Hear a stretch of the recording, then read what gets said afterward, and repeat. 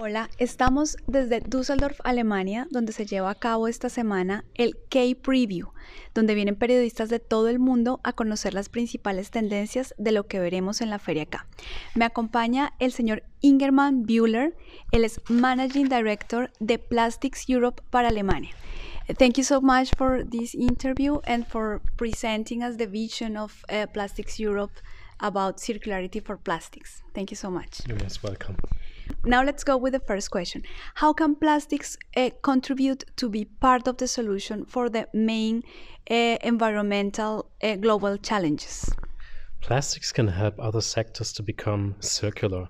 If you look at products that we use like smartwatches or tablets, but if you look also further to sustainable housing, sustainable modes of mobility, including even up to packaging, you can make products more circular if you use plastics for a circular product design, but also designed for recyclability. So that's one area. The other one is that, of course, the way how we manage plastics waste has to significantly change. If we manage waste properly and if we have recycling technologies at hand and capacities at hand, we can make sure that we also end up the area of plastics waste that ends up in the environment.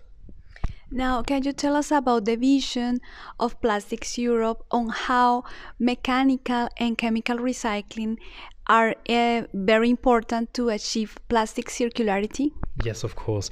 Mechanical and chemical recycling for us are two of the four key technologies that we need to become fully circular.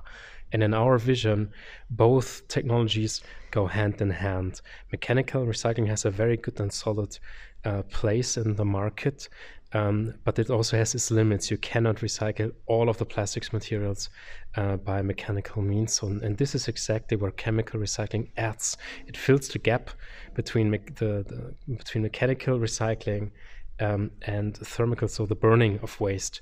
And in between, that's exactly where it fits for us, where we can win again synthetic oils and a lot of basic chemicals that were used to produce plastic in the first place.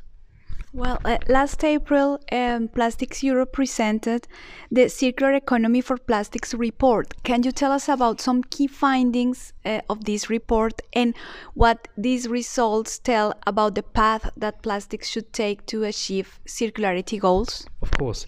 The good news were that the technologies that we need to become fully circular are all at hand, but they're not big enough. They're not that the capacities are not fitting the goals that we have, because these are very ambitious. So what does the report tell us? We have the right technologies. We're on the path of transition, so we chose the right direction.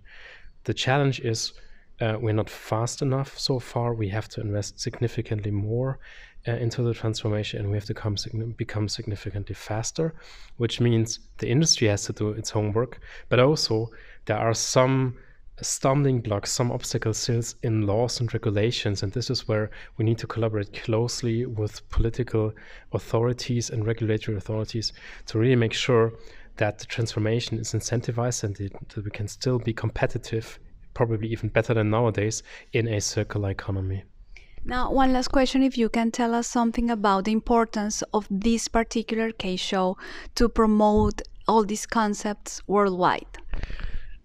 That's a very good question. I think the K-Fair is super important so that visitors from all parts of society, not only the business, can have a live-on experience on the transformation path of this industry. There's a lot of momentum, there's a lot of innovation, but now we need really to build up that transformation with big capacities and also with innovations not only in technologies, how we produce or recycle plastics, but we need also to have new product design which is fit for circularity. We need new consumption patterns and business models, so a lot of innovation in other areas which go outside of the industry, and therefore we need to invite people to become part of this conversation so that we can really then implement fast. Thank you so much. Gracias por acompañarnos y los invitamos a seguir las redes sociales de Plastics Technology México para saber todo sobre la feria acá. Gracias. Thank you.